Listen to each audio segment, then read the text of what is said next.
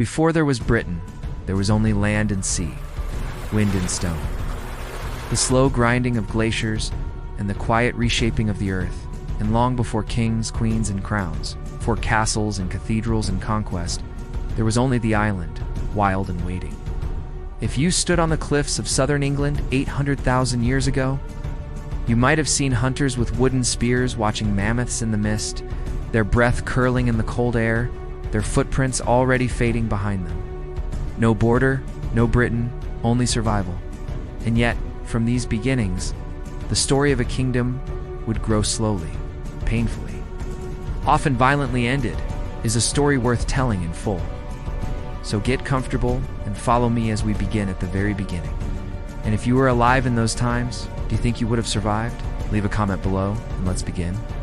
The earliest humans to set foot on what we now call Britain came not with ships nor with conquest, but with patience and bare feet, crossing a land bridge that connected the island to Europe long before the seas rose to swallow it.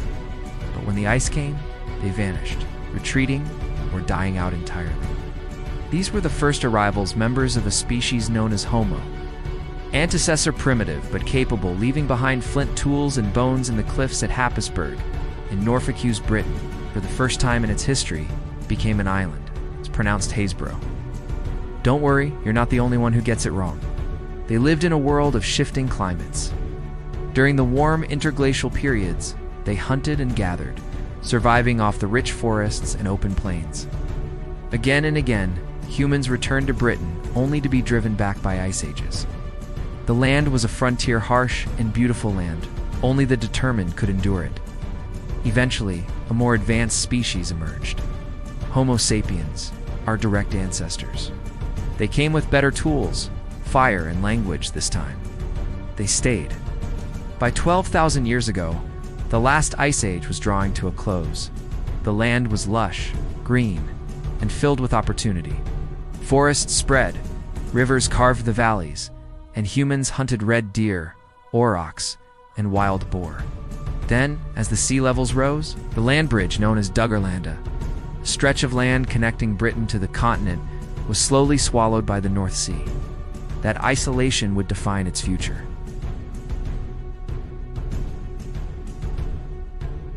Around 4000 BC, something remarkable happened. People of Britain stopped hunting and gathering.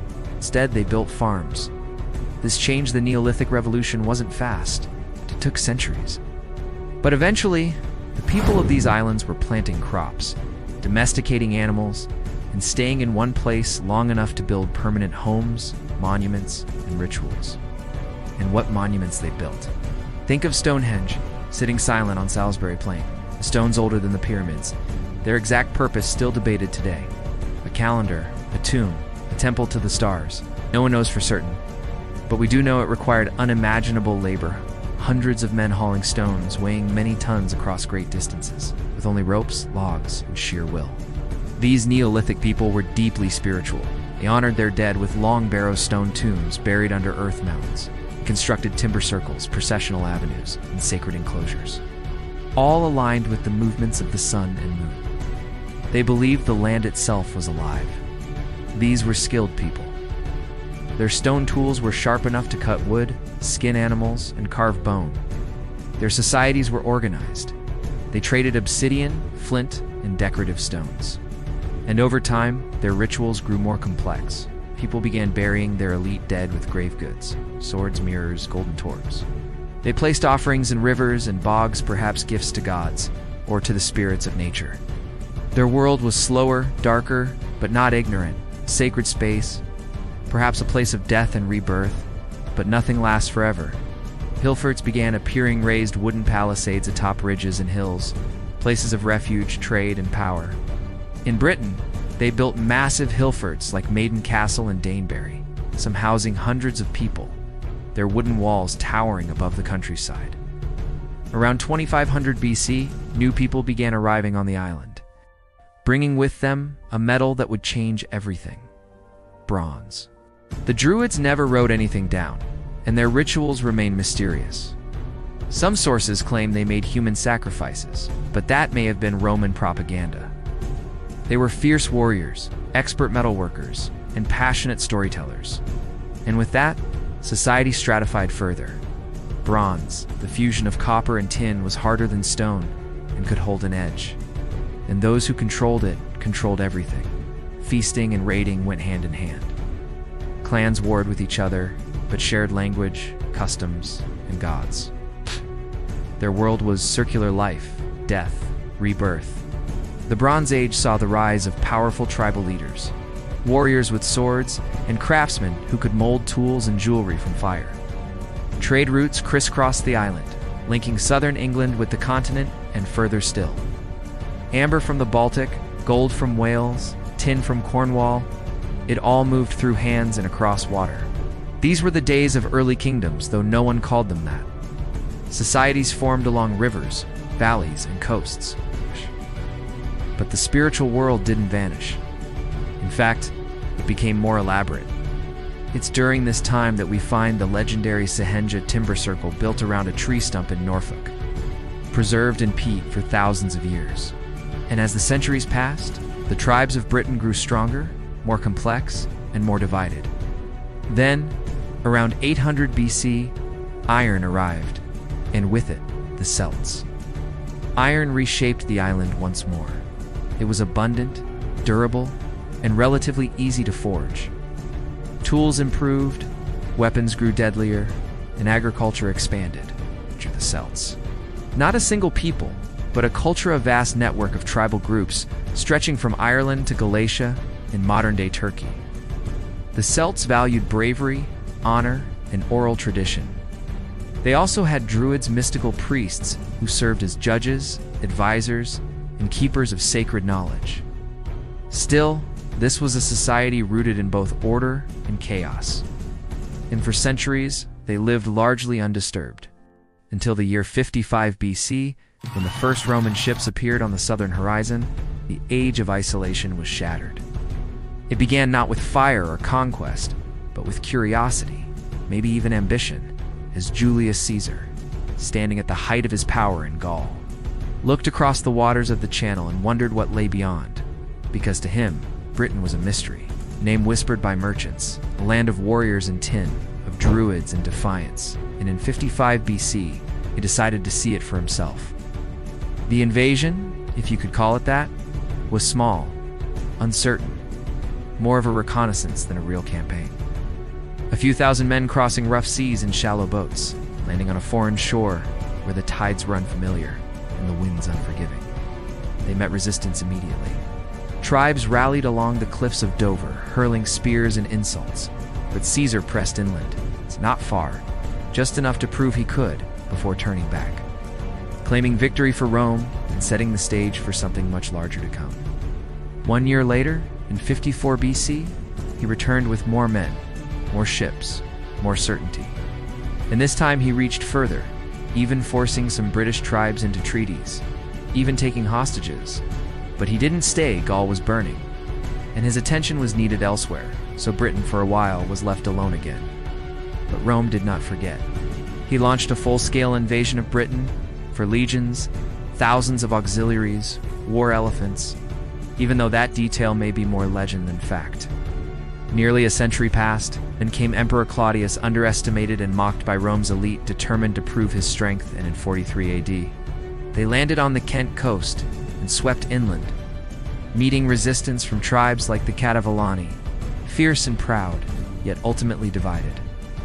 And when the Romans captured Camulodunum, modern Colchester, they declared it the first Roman city in Britain. Claudius himself traveled to the island to accept the surrender of tribal leaders, solidifying his triumph not just with swords, but with ceremony. Seized his lands, flogged Boudica, and violated her daughters, an act of cruelty that lit a fire in her that would burn cities to the ground. From here, Rome spread its influence like creeping vines, building roads, forts, and settlements, establishing Llandinium as a vital trading post on the Thames, bringing Latin currency and Roman law into a land that had never known such things before. Some tribes cooperated, others resisted, but resistance would soon be embodied by one woman whose name would echo for centuries: Boudica. She was the queen of the Iceni, a proud people in what is now East Anglia, and when her husband the king died, the Romans ignored his will, though outnumbered. The Romans had discipline, tactics, and armor, and they crushed the rebellion. In 60 or 61 AD, while the Roman governor Suetonius was away attacking Druid strongholds on the Isle of Anglesey, Boudica led a massive uprising uniting tribes, marching west with fury in her heart. First, they destroyed Camulodunum, then they turned on Londinium, and finally, Verula modern St. Albans, burning them all, killing tens of thousands, Roman citizens and collaborators alike, leaving blackened ruins where cities once stood. Rome was stunned. And in the decades that followed, they tightened control like a vice, spreading their culture, their architecture, and their rule. Suetonius returned in haste, regrouped, and met Boudica's forces in a final, brutal battle. Boudica, rather than be captured, is said to have taken poison, ending her life but beginning her legend. The Romans retaliated hard, punishing any suspected rebels, reinforcing their grip on Britain. For the next 3 centuries, much of Britain became a Roman province. And though rebellion flickered now and then, the empire left a lasting mark on the island. They built villas in the countryside, complete with mosaics and heated floors, baths in every town, aqueducts to carry water, temples to Jupiter, Minerva, and Mars, though the old gods of the Celts never vanished entirely. Londinium grew into a bustling hub of trade and politics with markets, warehouses, and forums. The city had walls, gates, and bridges, a far cry from the wild land Caesar had seen long ago. To the north, Rome pushed further, but never completely conquered Caledonia, modern-day Scotland, where Pictish tribes harried their borders. In turf, with forts and watchtowers, a symbol of the empire's edge, both physically and philosophically. To contain them, Emperor Hadrian ordered the construction of a wall. Hadrian's Wall, built in the 120s AD, stretched across the narrow neck of northern Britain from coast to coast. The Romans also brought with them new ideas: law, citizenship, engineering, religion, and, in time, Christianity. Pressured by barbarian tribes, drained by internal corruption and division, the empire had less and less to offer its distant provinces. The empire was changing, and so was the island. Towns built for order and trade now braced for war, their forums empty, their villas crumbling. And when that structure vanished, so too did much of what had held Britain together. By the 4th century, Roman Britain had churches, bishops, and converts. But all empires fall eventually, and the cracks were beginning to show. The cities were left to their own defenses, the roads to decay, the villas to silence. By the late 300s AD, Rome was weakening, not just in Britain, but everywhere. In Britain, the legions were stretched thin, defending against Saxon pirates, Irish raiders, and Pictish attacks from the north. In 410 AD, the Western Roman Empire officially told the people of Britain they were on their own. No more soldiers would be coming, no more help from across the sea. Rome had brought civilization, yes, but it had also imposed it. But the people remained Romanized. Britain's native tribes, mixed cultures, and from the ruins, new powers would rise. The Roman chapter of Britain had ended, but the story of the United Kingdom was only just beginning. When the Romans left Britain in the early 5th century, they didn't so much exit with ceremony as slip quietly away, leaving the island, exposed, unguarded, and vulnerable. And in the power vacuum that followed, chaos bloomed like thistle on a broken field. They still considered themselves part of something greater, perhaps clinging to the dream that Rome might return. But that hope would not feed the hungry or shield them from steel. These warriors, likely Hengist and Horsa, came ashore with promises and pledges. But like wolves invited to guard sheep, they soon saw the weakness of their hosts, turned their blades, and took what they wanted.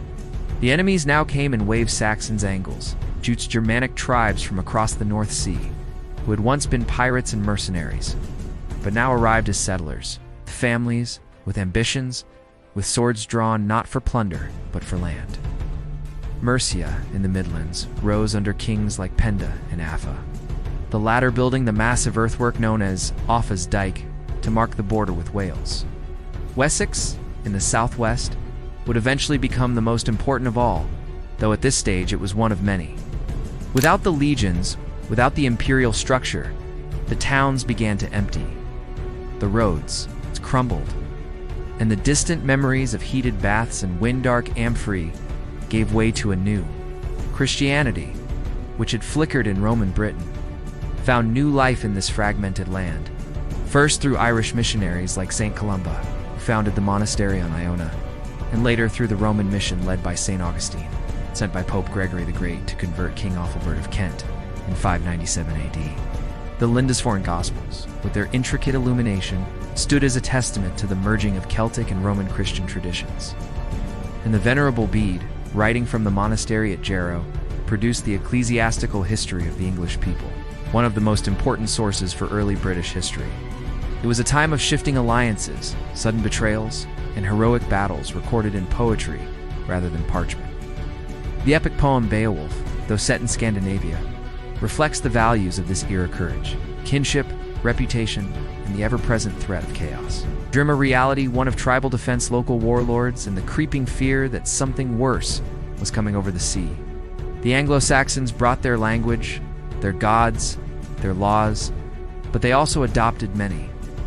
Roman ideas, towns, coins, even Christianity, which would return to the island not through imperial decree, but through quiet. Missionaries sent not from Rome, but from Ireland and from Kent, the Britons. Descendants of the Celtic tribes and Romanized peoples struggled to hold their ground. These kingdoms, known collectively as the Heptarchy, included Northumbria, Mercia, East Anglia, Essex, Kent, Sussex, and Wessex, each a patchwork of tribal lands.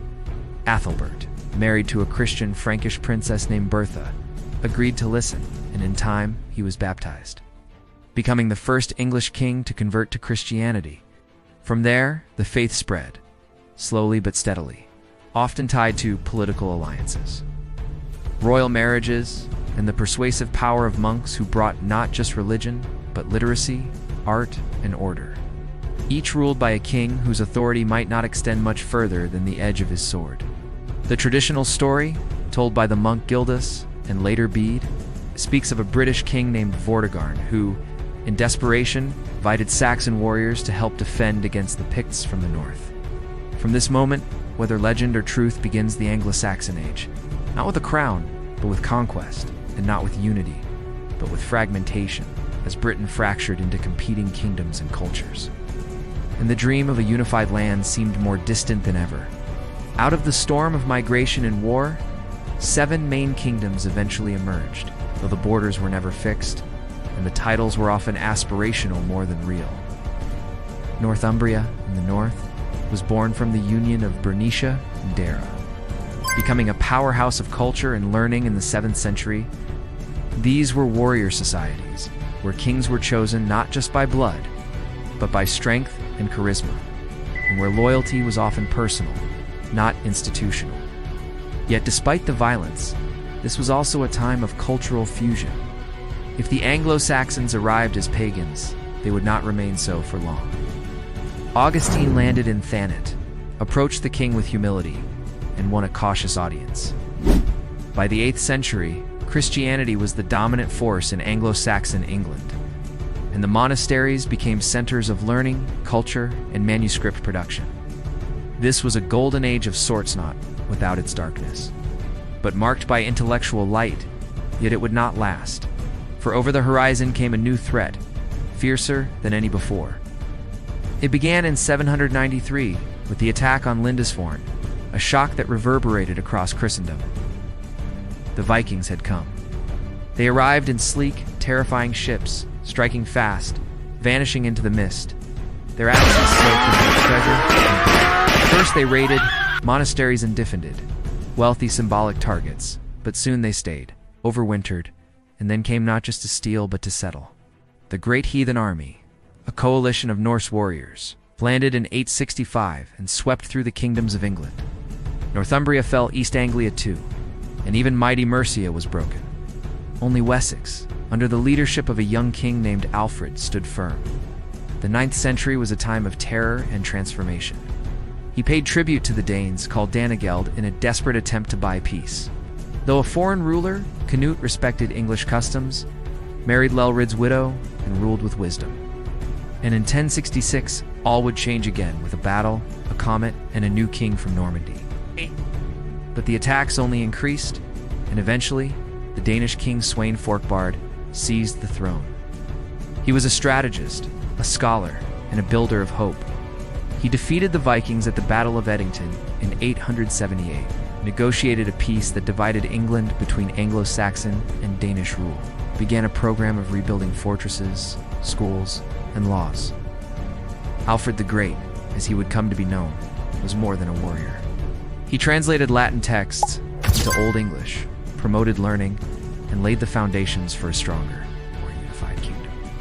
By the mid-10th century, King Aethelstan, Alfred's grandson, achieved something remarkable. He defeated a coalition of Scots, Norse and Welsh at the Battle of Brunanburh in 937, and for the first time, he ruled a truly united England. Through Alfred, Wessex became the beating heart of English resistance, and from Wessex would come the idea of England itself. After Alfred, his descendants continued the struggle.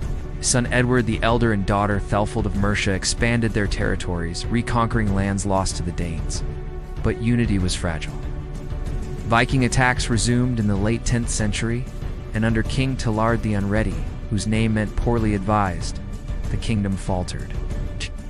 His son Canute the Great would rule England, Denmark, and Norway in a North Sea empire, bringing a strange period of relative stability. After his death, however, the English crown returned to native hands. But the seeds of future conquest had already been sown. The year was 1066, and in the eyes of many, England was a land of promise and peril, ripe with opportunity, yet marred by instability, and at its heart sat a throne more contested than ever. For King Edward the Confessor, pious and childless, had died without an heir, and into that void rushed not one, but 3 men each, laying claim to the crown, each with an army, a cause, and destiny on their minds. He was English, respected, and experienced, yet his claim was contested almost immediately. From the north came Harald Hardrada, King of Norway, asserting a right through ancient agreements and Norse alliances. And from across the Channel in Normandy came Duke William, who claimed Edward had promised him the throne years earlier, bolstered by a supposed oath sworn by Harold himself during a shipwrecked visit to Normandy. Harold Godwinson, the powerful Earl of Wessex and brother-in-law to the late king, was chosen by the English Witna-Gomot, a council of nobles, as the new king, crowned swiftly in Westminster Abbey. 3 kings, 1 throne, and so began one of the most famous years in English history, one that would end with fire, blood, and a fundamental transformation of the English world. William marched on London, and on Christmas Day, 1066, he was crowned King of England, forever to be known as William the Conqueror. But the conquest was far from over, for it was one thing to claim a throne, and another to hold a kingdom. In September 1066, Harald Hardrada landed in the north with a fearsome Viking host, joined by Harold's own estranged brother, Tostig. At the Battle of Fulford, they defeated the northern earls, but Harold Godwinson marched his army north in a matter of days, covering nearly 200 miles and on. September 25th, at the Battle of Stamford Bridge, he caught the Norwegians off guard. The first challenge to Harold came swiftly. The battle was brutal, and by its end, both Harald Hardrada and Tostig lay dead. It was a great English victory, yet the triumph was short-lived for, even as Harold celebrated in the north. The Battle of Hastings was a clash of styles, Norman mobility against Anglo-Saxon shield walls, and after a long day of fighting, marked by feints, charges, and a fateful arrow to the eye, Harold was killed, and his army routed. News came that William of Normandy had landed on the south coast at Pevensey Bay, bringing cavalry, archers, and papal blessing. Harold turned his army south again, and on October 14, 1066, at a place near Hastings, the two forces met. With Harold's death, resistance crumbled. William's rule was not welcomed by all. Across England, uprisings flared from Kent to Northumbria's. The Anglo-Saxon elite resisted this new foreign king. William responded with calculated brutality, building castles across the land to secure control, importing loyal Norman barons, and instituting the feudal system, which reshaped land ownership and loyalty. One of the most infamous acts of repression came in the north, known as the Harrying of the North, where William laid waste to large swaths of Yorkshire and beyond, burning crops, destroying villages, and leaving thousands dead. A scorched earth campaign meant to break resistance. But it wasn't all blood and fire. The Normans brought with them innovations that would forever mark the English landscape and governance. It was a feat of administration unrivaled in Europe, and a sign that the Normans were indeed just conquerors. They were rulers, intent on staying. They introduced stone castles, replacing wooden fortifications with mighty keeps like the Tower of London. Anglo-Saxon would gradually evolve into Middle English, the tongue of Chaucer. And a new aristocracy was born, French-speaking but ruling an increasingly English realm. They restructured the church, replacing Anglo-Saxon bishops with Norman ones, aligning English Christianity more closely with Rome. Even the aesthetics of cathedrals changed, as Romanesque architecture swept through the land, massive and solid, echoing power. In 1086, William ordered the creation of the Domesday Book, a monumental survey of land and wealth across his kingdom, used for taxation and control. Rebellions continued sporadically, and questions of succession and legitimacy haunted every king who followed. But the transformation had begun, irreversible and profound. And the England that emerged was unlike the one that came before. His reign had been harsh but effective, and upon his death, the crown passed to his son William Rufus, and later to his younger brother Henry I, who would preside over further centralization and legal reform. Castles dotted the landscape, not just as defenses, but as statements of dominance. And the church, now led by Norman bishops and abbots, became a powerful tool of the state. The English language, law, and culture began to shift, absorbing French influence, creating a hybrid identity. William ruled until 1087, dying in France after a campaign against his rebellious son. The Norman legacy was deep and enduring. The feudal system structured society into rigid hierarchies, where land was held from the king down to the lowest vassal. The fusion of Norman and Anglo-Saxon traditions eventually laid the groundwork for English common law, parliamentary developments, and the English monarchy's future expansion. Yet tensions remained. The Norman elite and English population were often at odds, divided by language, culture, and memory. Following the death of King Henry I in 1135, England was plunged into a dark and chaotic chapter known as the Anarchy, a civil war of rival claims and broken oaths. Despite naming his daughter, Empress Matilda, as heir, the barons backed her cousin Stephen of Blois. Through inheritance, diplomacy, and marriage to Eleanor of Aquitaine, one of the most powerful women of the age, he controlled what became known as the Angevin Empire. Henry would spend the rest of his life in penance and political battles, especially against his own sons, who rebelled against him in a vicious web of betrayal and ambition. Yet his reign was not without strife. His reforms to the legal system created the foundations of English common law, but also brought him into fierce conflict with the church, most notably with Thomas Becket, Archbishop of Canterbury. And the result was nearly 2 decades of feudal conflict, castles under siege, and a monarchy dangerously weakened. The throne passed to John, and with it came one of the most turbulent reigns in English history. It's marked by loss, rebellion, and a document that would become a cornerstone of liberty. Yet it was Matilda's son, Henry of Anjou, who would ultimately restore royal authority. Guess, becoming Henry II in 1154. He lost vast swaths of English-held land in France, including Normandy, and struggled to maintain authority over his barons, clergy, and subjects. This document, the Magna Carta or Great Charter, promised that the king was not above the law. It protected baronial rights, affirmed the right to a fair trial, and set limits on royal authority. Though intended as a peace treaty, John quickly renounced it, plunging the country back into civil war. Heavy taxation, arbitrary justice, and bitter feuds with the Pope eroded his legitimacy. Magna Carta was reissued several times during Henry's long reign and became a powerful symbol of the principle that rulers must be bound by law. Its legacy would echo far beyond England, influencing legal and constitutional development across centuries, including in the United States and beyond, and founding the mighty Plantagenet dynasty, which would rule England for over 3 centuries. Known to history as Richard the Lionheart, he is remembered less for his governance and more for his role in the Crusades, particularly the Third Crusade against Saladin. Tall, brave, and flamboyant, Richard embodied the ideals of chivalry, but he spent only a few months of his 10-year reign in England. Henry II was a ruler of immense energy and intellect. commanding not only England, but vast territories across France. His absence left the kingdom in the hands of ministers and his cunning brother, John, who would later become king himself. Though Richard's military feats became legend, his neglect of England left the treasury strained and the crown vulnerable.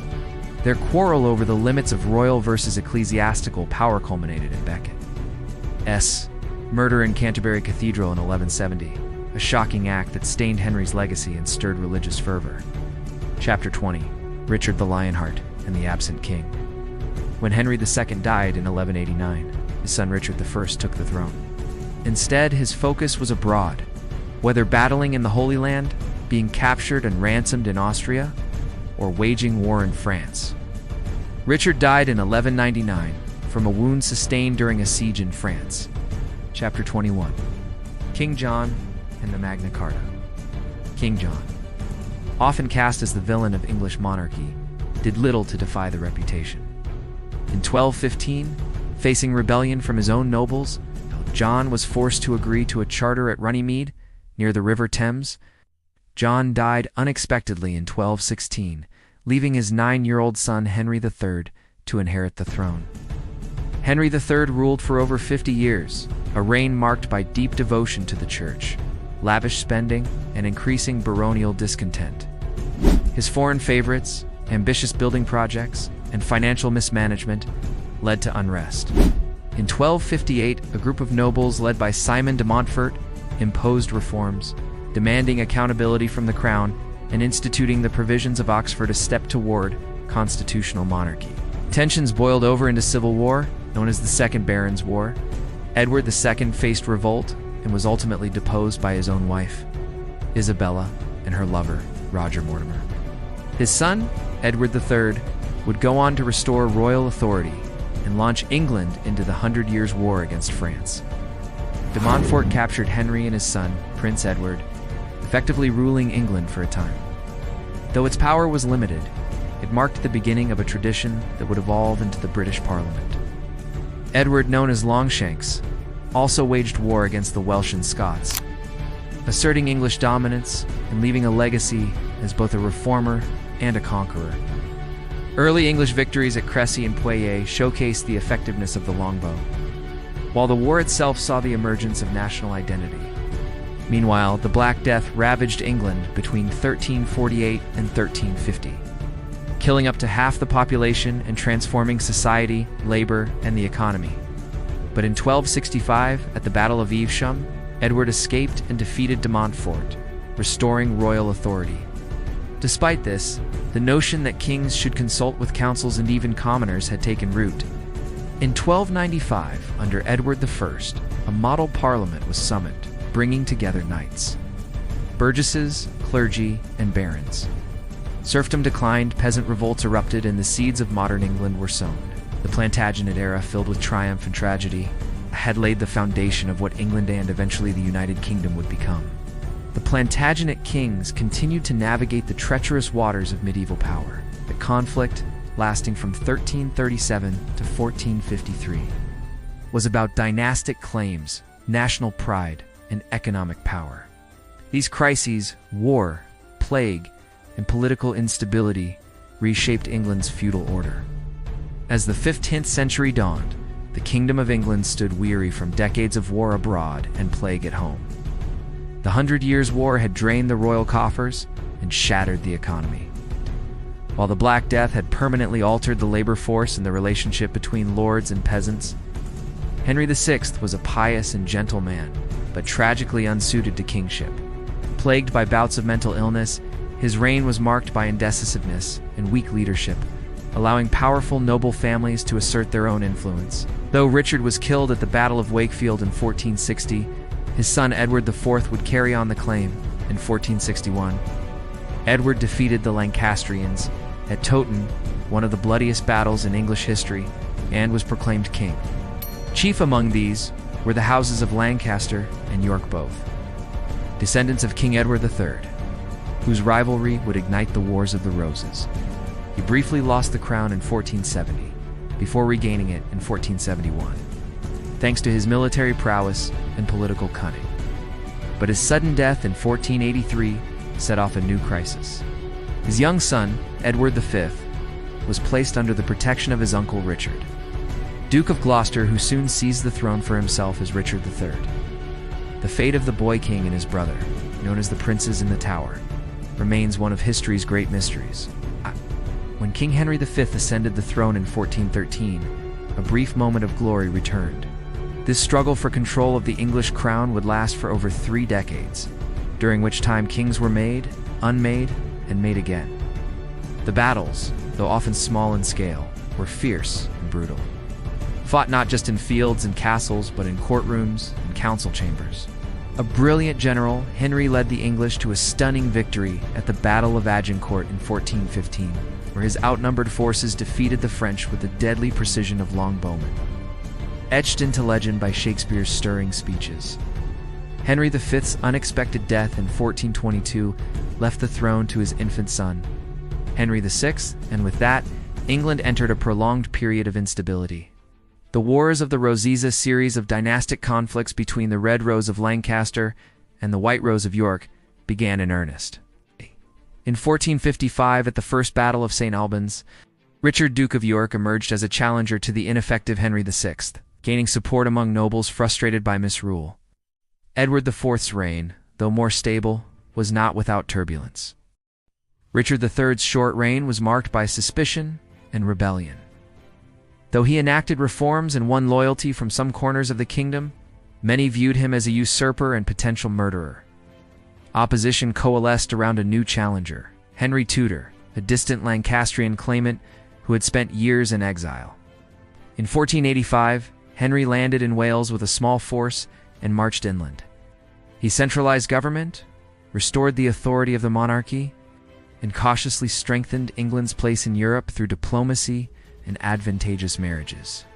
His use of the Court of Star Chamber to suppress dissent and his careful control of the nobility showed his intent to prevent the rise of rival power bases. At the Battle of Bosworth Field, Richard III fought bravely, but was ultimately killed in battle, crying, a horse, my kingdom for a horse," in York, bringing an end to the Wars of the Roses, though tensions simmered and pretenders emerged. The Tudor claim held firm. Henry quickly moved to secure his position, consolidating power, restoring royal finances, establishing the firm hand of a monarch who had survived chaos to rebuild order.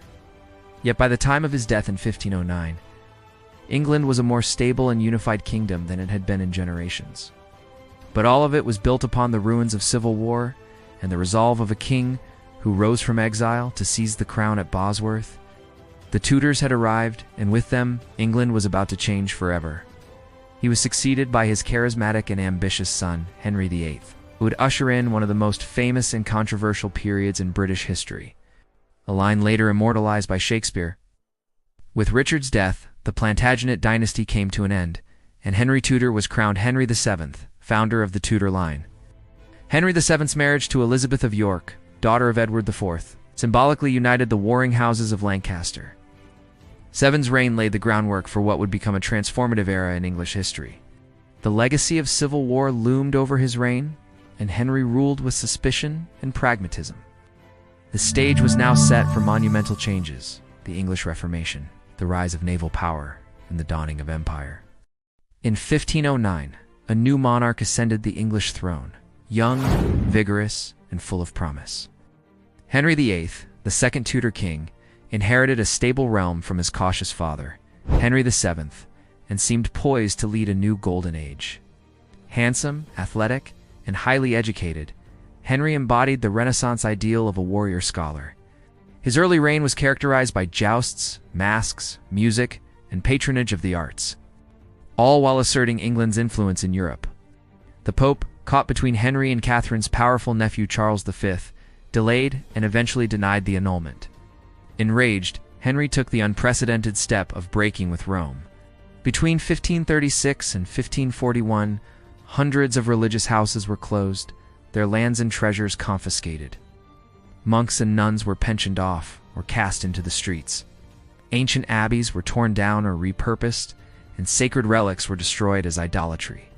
With the help of his chief minister Thomas Cromwell and new Archbishop of Canterbury, Thomas Cranmer, redeclared himself supreme head of the Church of England in 1534, the crown redistributed monastic wealth to loyal nobles and gentry, creating a new class of landowners beholden to Tudor power. Yet it also left deep scars across the spiritual and social landscape of England. The poor, once supported by monastic charity, found themselves without aid. Uprisings like the Pilgrimage of Grace, massive northern rebellion in 1536 rose in protest, only to be crushed with brutal efficiency. Initially, Henry sought martial glory like his ancestor Henry V. Thomas More, his once favored advisor, was executed for refusing to recognize Henry's supremacy. Anne Boleyn, the queen for whom Henry had torn the realm apart, was beheaded after failing to produce a son. In all, Henry would marry 6 times, a marital history that became legend. Divorced, beheaded, died, divorced, beheaded, survived. He launched campaigns against France and Scotland, winning the Battle of the Spurs in 1513 and celebrating the death of Scottish King James IV at Flodden. Yet while these victories gave Henry some acclaim, they did little to change the European balance of power. Far more transformative were the domestic and religious upheavals that would define his legacy. The most defining crisis of Henry's reign began not with war, but with his marriage. His union with Catherine of Aragon, daughter of Ferdinand and Isabella of Spain, had produced only one surviving child, Mary. As the years passed without a male heir, Henry grew increasingly anxious about the succession.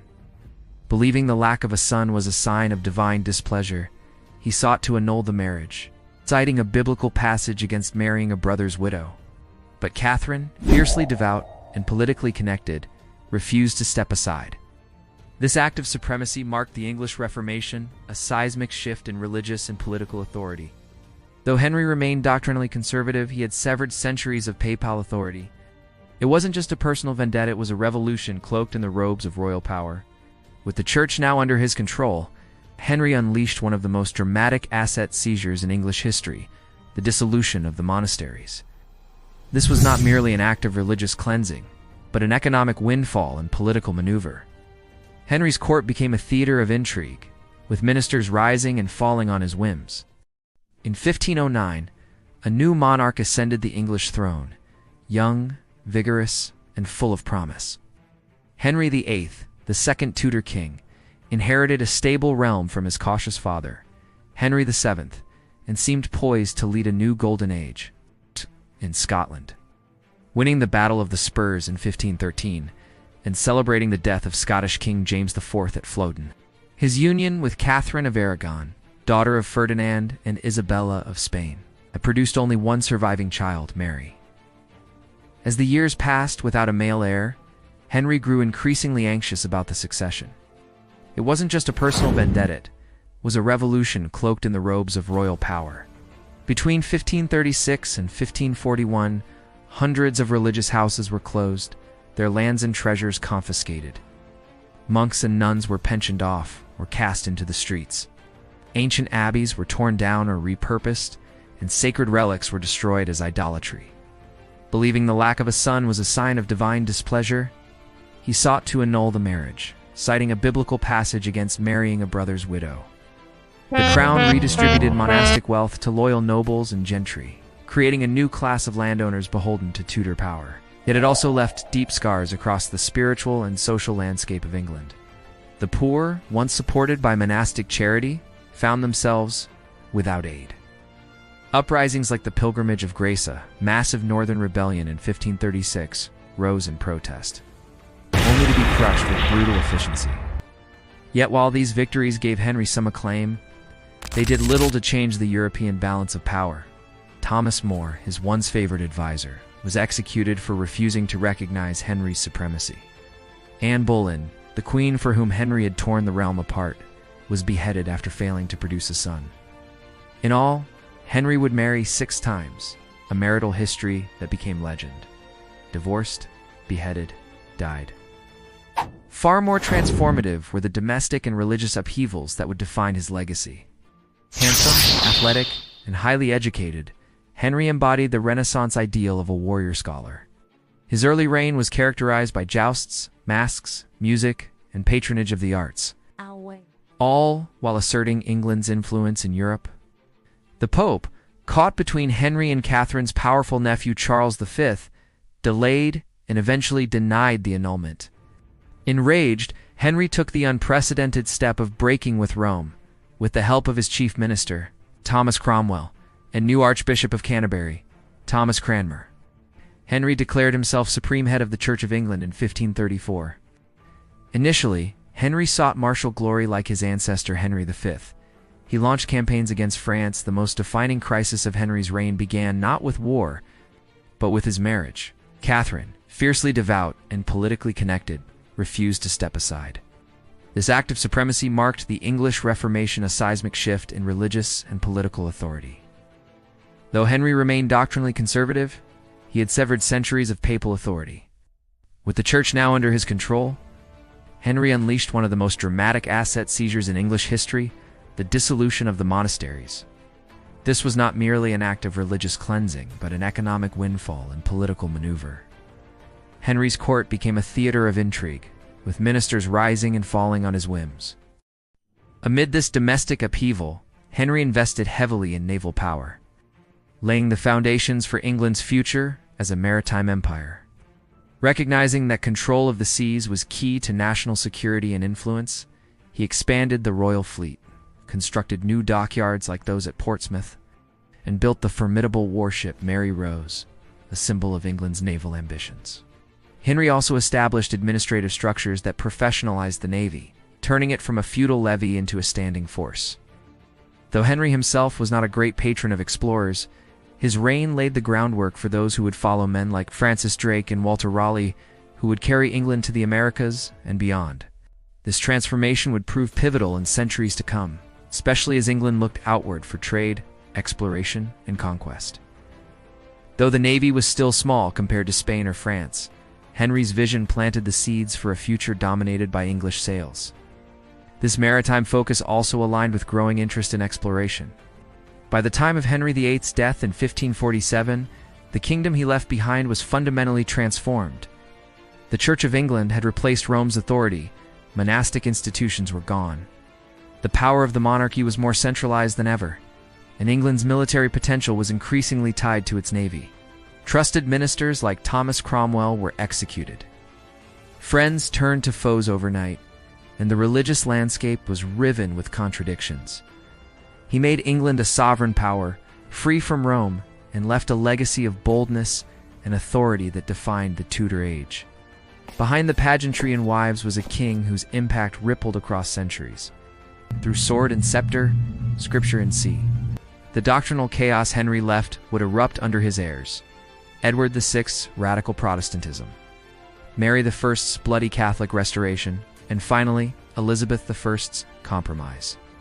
Yet for all his achievements, Henry's reign was a maelstrom of tyranny, paranoia, and bloodshed. Henry VIII remains one of the most iconic monarchs in history, a man whose personal desires reshaped a nation. His name evokes both grandeur and brutality. In the cold January of 1559, Elizabeth Tudor stood beneath the towering arches of Westminster Abbey, about to be crowned Queen of England. And as the choir echoed in sacred Latin, a hush fell over the crowd. For this was not just another coronation.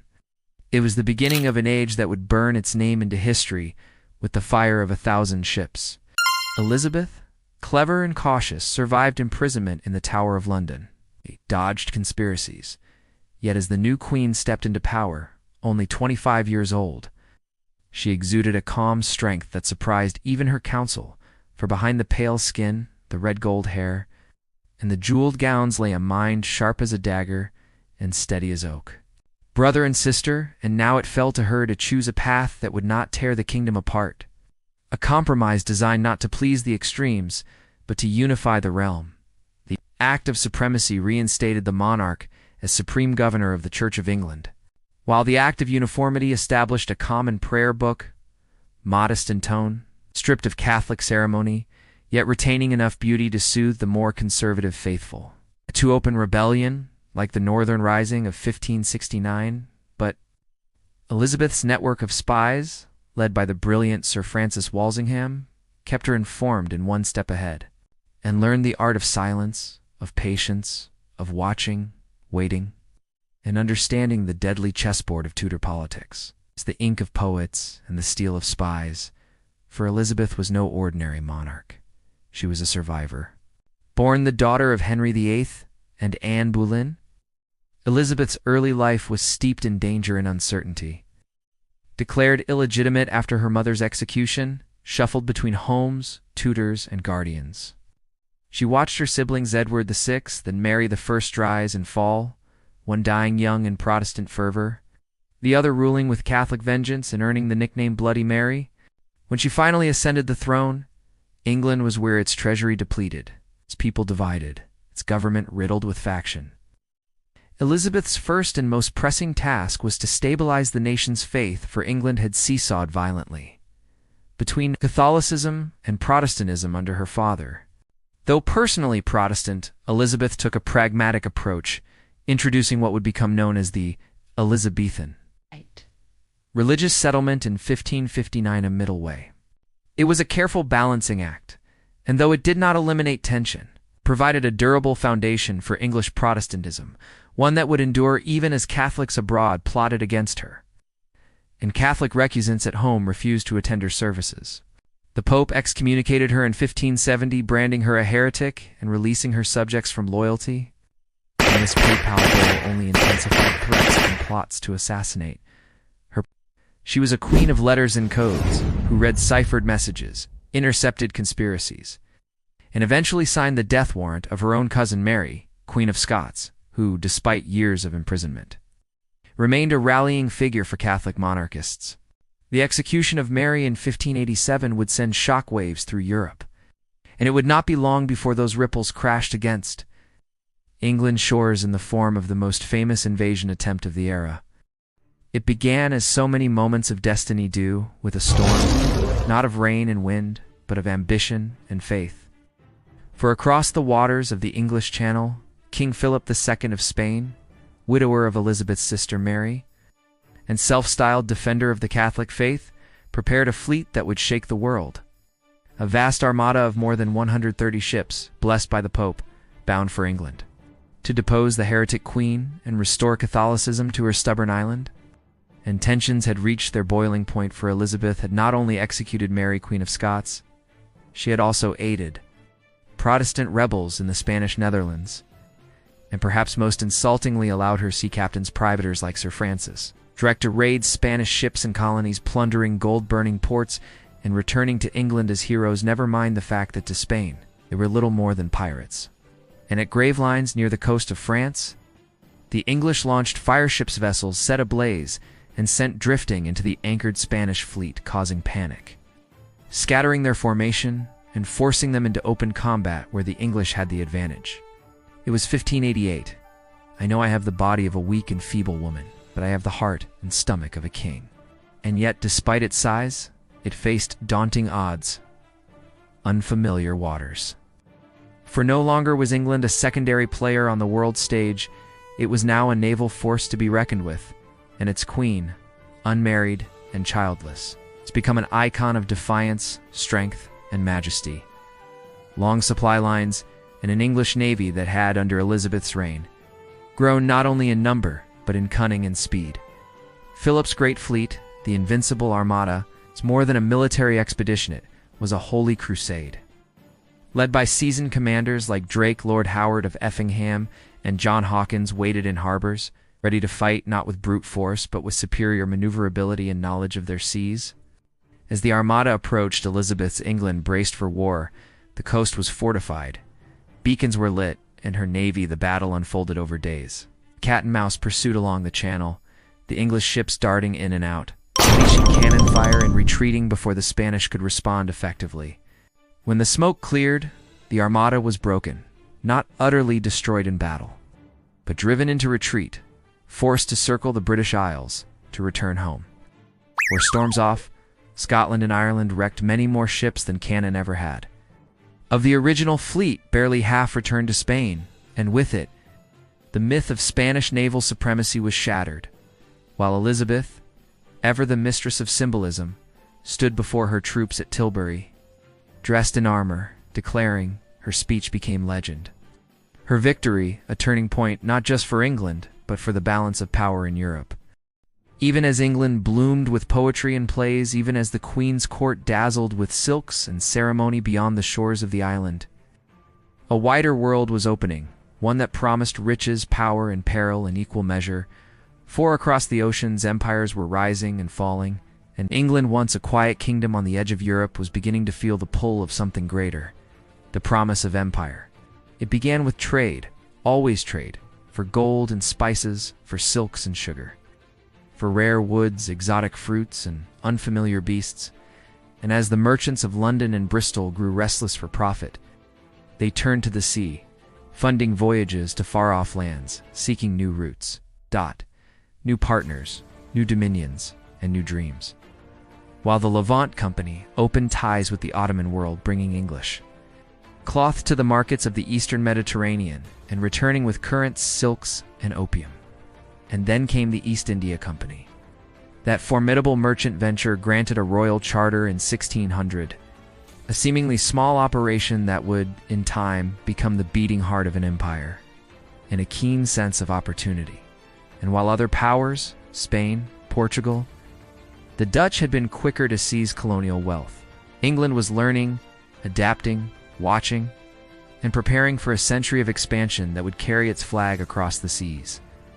Who returned to England with ships full of treasure and a reputation so bold that Spain called him, and not all who ventured abroad returned with fame or fortune, turning a blind eye to piracy when it suited her, but slowly, like the setting sun on a long summer day. For though she remained the symbol of the nation, and deeply ambitious, and though Elizabeth favored him, even trusted him, their relationship soured after his military failures in Ireland and his open defiance of her commands. In 1601, after a reckless attempt to raise a rebellion and seize the court, Essex was arrested, tried, and beheaded, a painful moment that exposed the brittleness of the once glorious court and the Queen's own fading grasp on her inner circle. Her court aged with her, her closest advisors passed away one by one, and the bright promise of eternal youth gave way to the sober rituals of legacy. 2. James VI, of Scotland, son of the executed Mary Stuart, Protestant by faith, and of royal Tudor blood through his great-grandmother Margaret Henry, the eighth sister. And as word spread across England, bells told, mourners wept, and the great experiment of a female sovereign came to a solemn close. Colonies budding on the horizon, a cultural legacy that would echo through the ages. And though her crown would pass to a Stuart, her spirit remained. Woven into the fabric of the nation, her reign forever remembered as the Elizabethan age, it was clear that future rulers would not find. It's so easy to balance the factions, and quietly blessing those providers who brought home Spanish silver by the chestful. For in these gray zones of law and ambition, harvest failures in the 1590s brought real hardship to many. With food riots breaking out in the countryside, and a rising population pushing the limits of employment and housing in the cities, England's imperial future was being born, not through conquest alone. She presided over an era of brilliance and brutality, of grace and fire, and though she had never married, never produced an heir, her union with her people was real, forged through decades of rule, through shared dangers and triumphs, and through the careful cultivation of myth and majesty. But through enterprise, daring, and a growing sense that the world was no longer something foreign and distant, something to be known, charted, touched, and eventually claimed.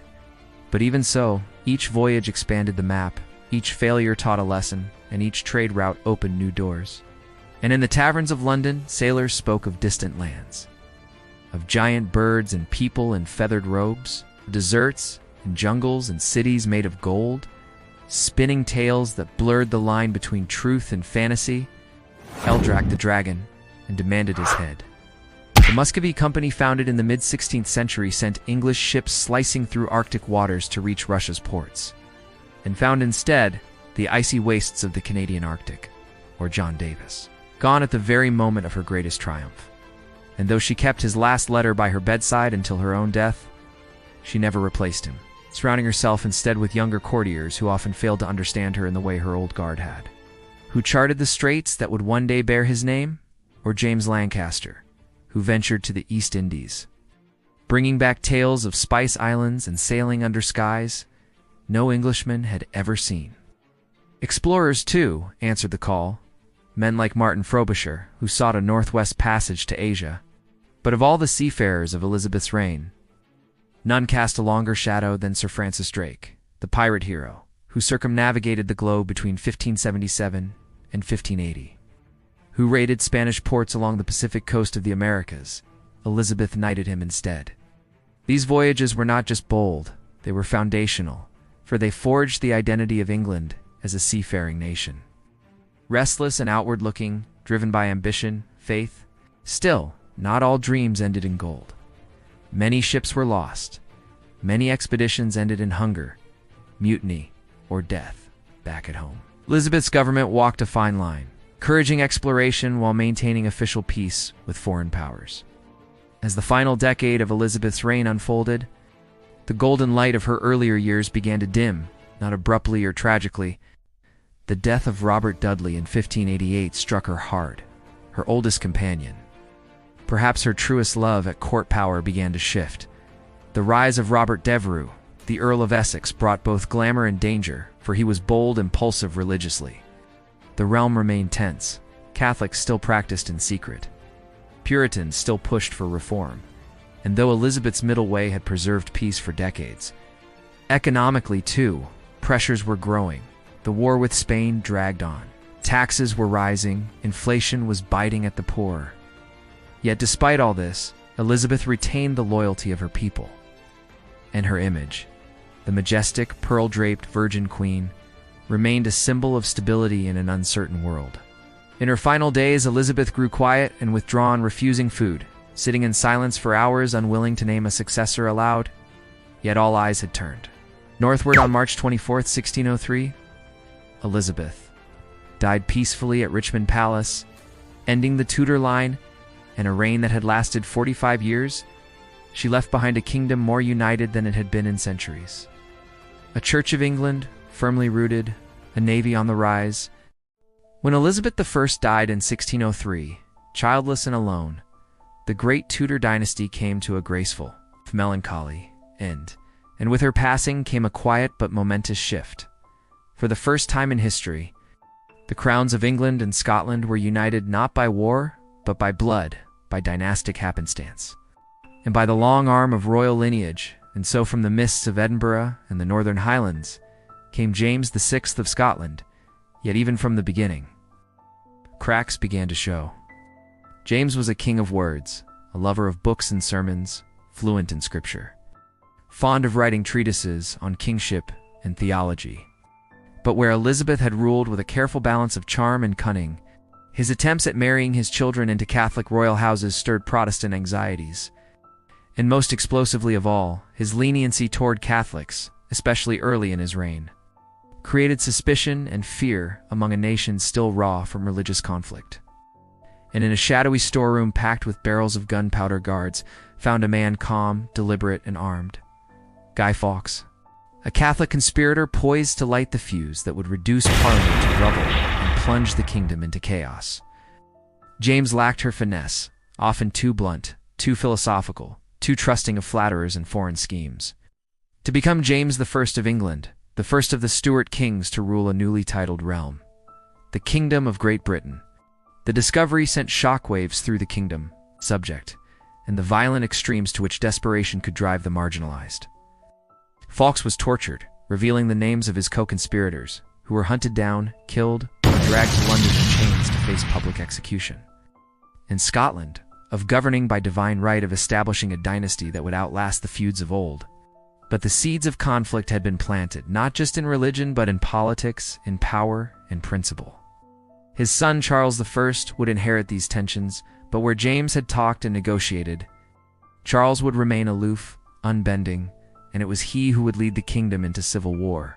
James was the son of Mary, Queen of Scots, who had been executed on Elizabeth's orders, through his grandmother, Margaret Tudor, sister to Henry VIII. James had a legitimate claim to the English throne. And though some feared trouble at the transition, the shift in power was surprisingly smooth. A peaceful succession in a time often defined by dynastic bloodshed. James, who had hoped for a softer approach toward religious minorities, now faced a public baying for vengeance.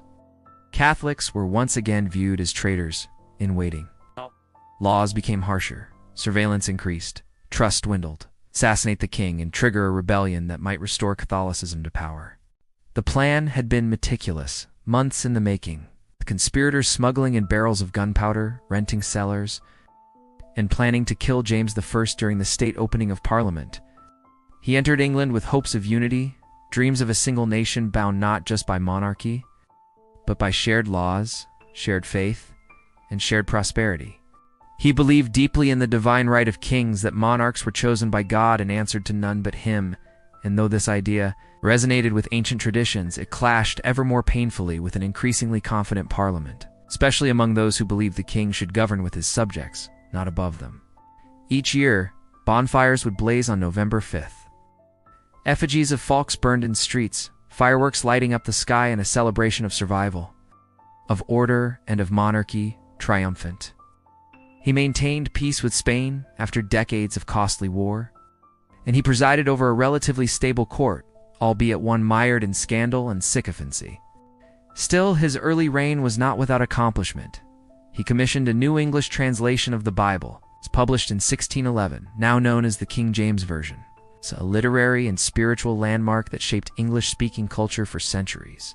But tensions simmered beneath the surface. His court was often seen as decadent and overly influenced by foreign favorites. That fear would explode quite literally in one of the most infamous plots in British history. On the night of November 4th, 1605, a search was conducted beneath the House of Lords, prompted by a tip-off. The gunpowder plot, as it would come to be known, was a desperate radical attempt by a group of disaffected English Catholics to destroy the Protestant ruling class in one fiery blow. Yet the scheme unraveled at the last moment, betrayed by a letter sent to a Catholic peer urging him not to attend the ceremony. The plot, though foiled, inflamed anti-Catholic sentiment across England. But more than just a failed act of terror, the gunpowder plot etched itself into the national memory as a symbol of treason, fanaticism, and of the ever-present fragility of the kingdom's peace. Yet beneath the pageantry, the event revealed something deeper: the profound religious divisions that still haunted England.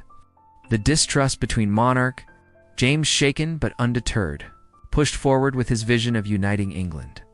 The shadow of fire beneath Parliament's floorboards was only the beginning. By 1643, the war that had started as a political dispute had deepened into a national crisis. The country was now split between royalists, who believed in the sacred right of kings, and parliamentarians, who believed that the monarch should rule with the consent of the governed. Yet this was no ordinary civil war. It was also a struggle of ideas, theology, and identity, dividing not just battlefields, but churches, taverns, and even families. The early stages saw mixed fortunes. Charles I held strong support in the north and west, drawing backing from the nobility in much of the countryside. They sang psalms as they rode into battle, they shunned drunkenness and looting, and they fought with a ferocity that stunned their enemies. To them, this was not just war, it was judgment. Parliament held the economic heartlands of the South and East, including London, which meant access to money, manpower, and printers. And in a war of ideas, pamphlets could be as powerful as swords. Charles fled north, hoping to raise support in Scotland, but in 1646, he was captured not by Parliament, but by the Scottish Covenanters, who still resented his attempts to impose Anglican liturgy on their Presbyterian churches. He negotiated in secret with the Scots, promising to introduce Presbyterianism in England in exchange for military support. This led to the Second Civil War in 1648, a short but bloody resurgence that ended with another parliamentarian victory and a hardened resolve. The parliamentarian side grew stronger as internal structure improved.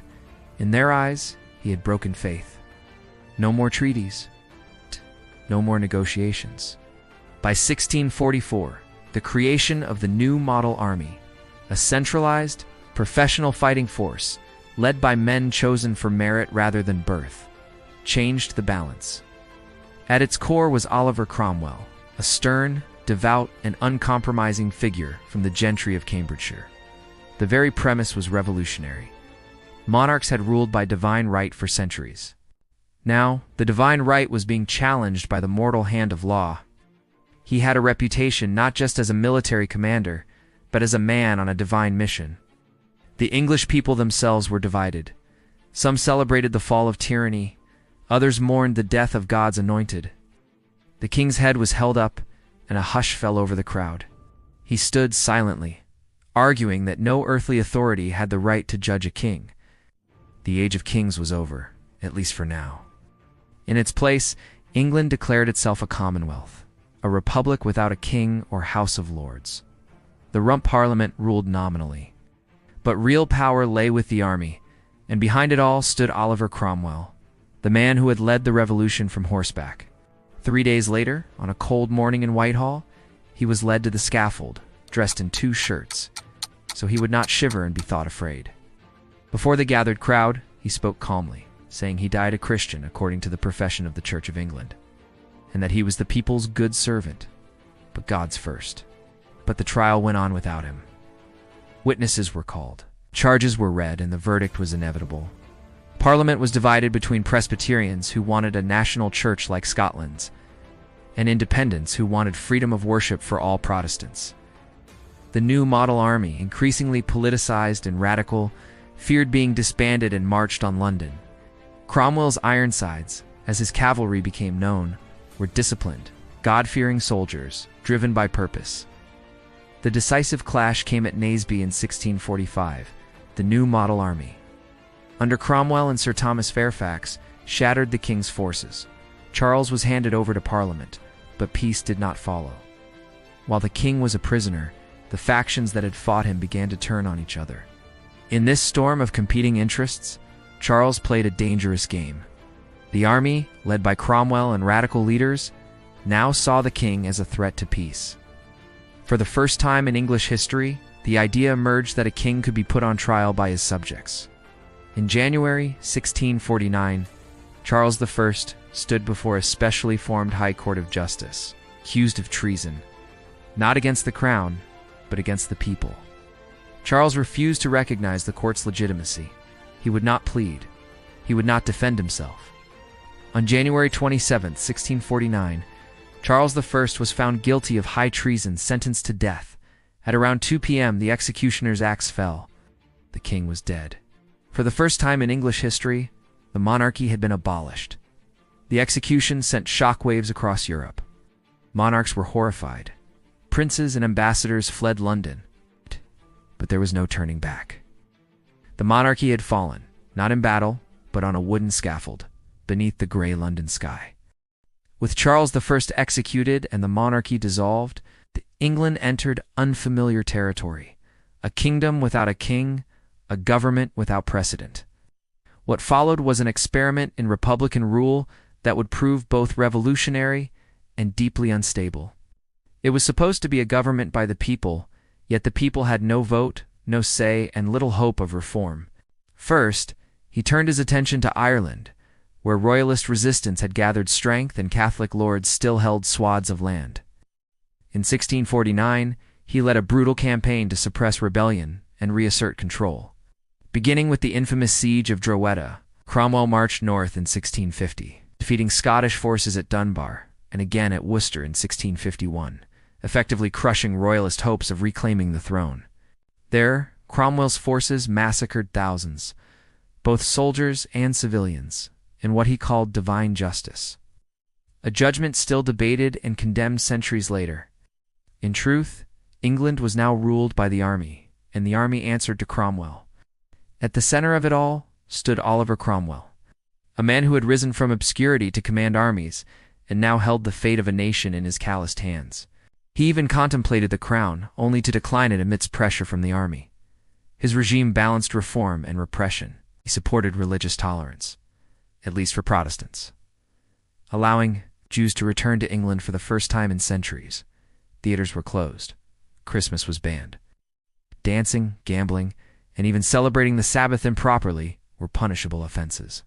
But the nation he left behind was brittle, uncertain, and weary.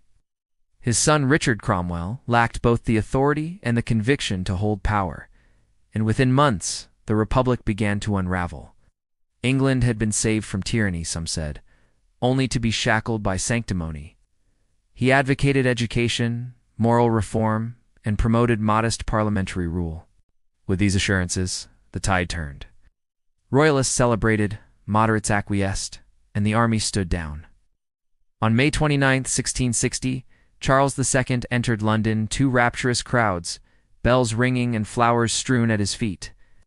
Charles II ruled as a constitutional monarch, aware that power was now shared with Parliament, and that open conflict could mean ruin. London roared with life again, body colorful and decadent. Charles' court became known for its splendor and its scandal. The king kept numerous mistresses and fathered many illegitimate children, earning the nickname the Merry Monarch. He was witty, charming, politically shrewd, and determined to never lose his throne again. In 1665, England was ravaged by the Great Plague, the last major outbreak of bubonic plague in the country, killing tens of thousands. At home, religious tensions persisted.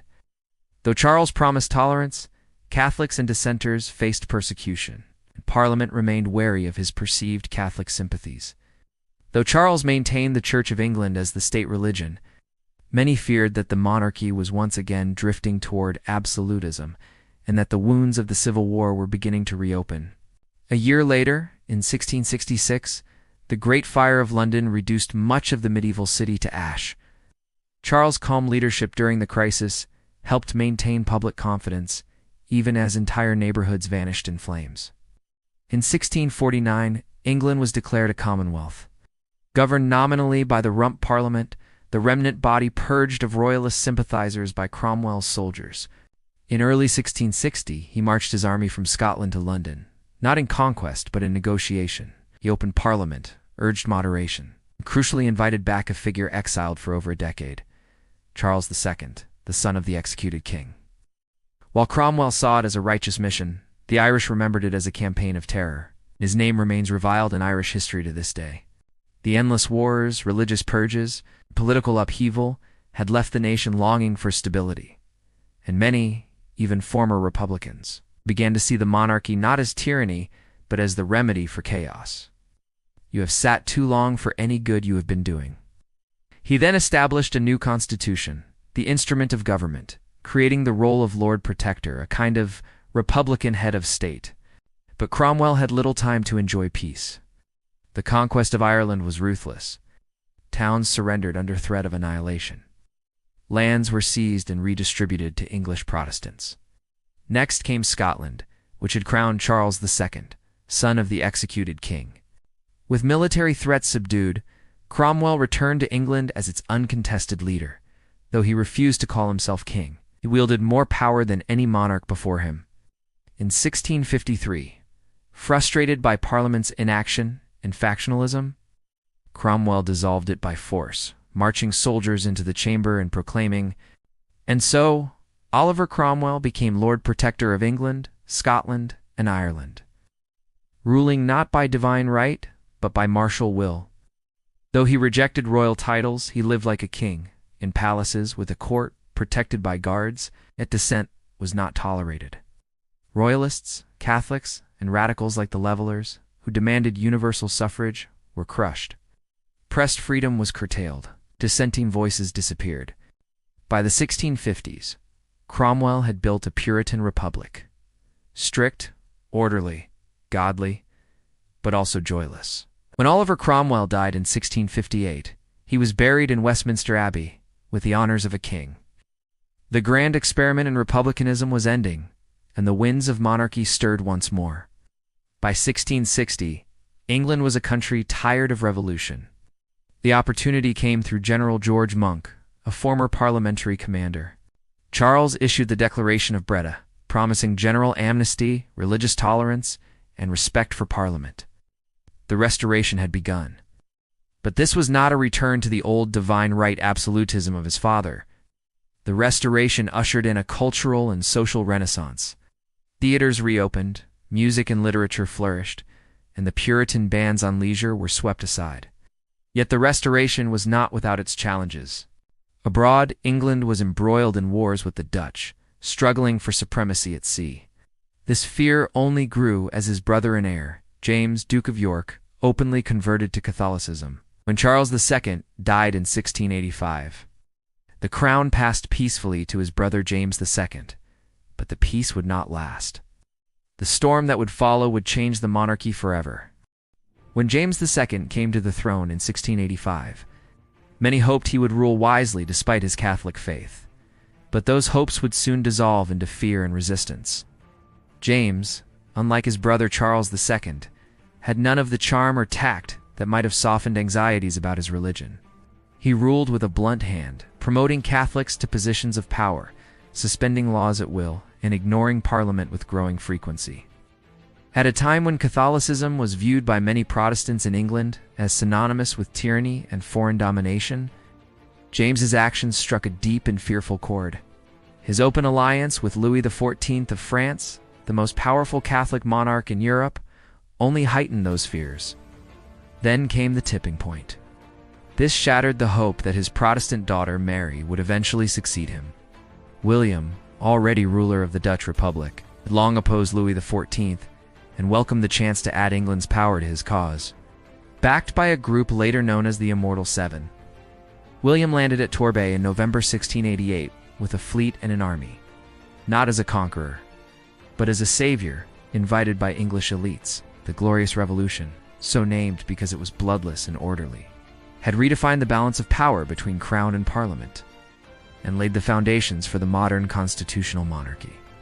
Now a Catholic dynasty seemed inevitable, and leading figures in parliament, the church, and even the military decided to act. William responded swiftly. The two sides clashed in one of the most famous battles in Irish and British history, the Battle of the Boyne. In July 1690, in 1688, James's wife gave birth to a son, a Catholic heir. For Protestants, especially in Northern Ireland, it became a symbol of victory and survival. The Orange Order, founded later in William's memory, would turn July 12th into an annual day of commemoration and sometimes tension. William's forces triumphed and James fled once more to France, never to return. This cold-blooded act shocked even hardened observers and deepened Highland hostility toward the government. The Jacobite cause, though crushed for now, would rise again in the 18th century, stirring rebellion and romantic defiance long after James II's exile. They reached out across the North Sea to William of Orange, Mary's husband, and a staunch Protestant. The Bank of England was founded under their reign in 1694, helping to modernize finance and support Britain's growing economy. The Act of Toleration was passed in 1689, giving limited freedoms to dissenting Protestants. But its terms, which promised tolerance for Irish Catholics, were soon ignored. Instead, penal laws followed, stripping Catholics of land, rights, and education. But as a modernizing state, a nation increasingly ruled by law, consent, and commerce rather than bloodline and brute force. The victory had laid the groundwork for centuries of sectarian division and resentment. Parliament, left with a vacant throne, faced a dilemma: reinstate James, crown his Catholic son, or recognize William and Mary as joint rulers. Some remained loyal to James and the Stuart cause. James panicked, deserted by key commanders, including his own daughter Anne and her husband. And facing mass defections, he fled to France, effectively abdicating without a fight. This declaration became the Bill of Rights. It's enshrining the principles of parliamentary sovereignty, regular elections, freedom of speech in parliament, and protection against cruel punishment. They chose the latter. In 1689, William and Mary were crowned as co-monarchs, but only after accepting the Declaration of Rights, a list of grievances against James II, and a framework for limited monarchy. It was the end of divine right monarchy in England. Never again would a British king rule by unchecked will. But while England celebrated this peaceful transition, the revolution had violent echoes elsewhere, especially in Ireland and Scotland, where the story was far from bloodless. While England largely accepted the new monarchs, Ireland and Scotland became battlegrounds for those who still supported James II, known as Jacobites. From the Latin Jacobus for James, in Ireland, James had already landed with French support, seeking to reclaim his throne through Catholic allies and loyalists. The Boyne was more than just a military encounter. It was a symbolic war between Catholic absolutism and Protestant constitutionalism, between old monarchy and new order. Though the Boyne was not the bloodiest battle, its legacy was immense. Yet the violence didn't end there. In 1691, the Treaty of Limerick ended the Williamite War in Ireland. Meanwhile, in Scotland, Jacobite sentiment simmered. Though many Scots supported William and Mary, especially in the lowlands, the Highland clans were divided. In 1692, a dark chapter unfolded in the massacre of Glencoe. When government troops murdered members of the MacDonald clan who had delayed swearing allegiance to William, the Glorious Revolution had not only reshaped English politics, it had redrawn the emotional and ideological map of the British Isles. Back in England, William and Mary's rule established precedents that remain essential to this day. The final years of the 17th century saw Britain emerge from civil war and revolution not just as a survivor, but while constitutional monarchy was now enshrined, the union of the kingdoms was not yet complete, and Scotland, proud and independent, had its own fate to decide. By the dawn of the 18th century, England and Scotland remained two separate kingdoms, united only by a monarch, though they shared a crown since 1603, when James VI of Scotland also became James I of England.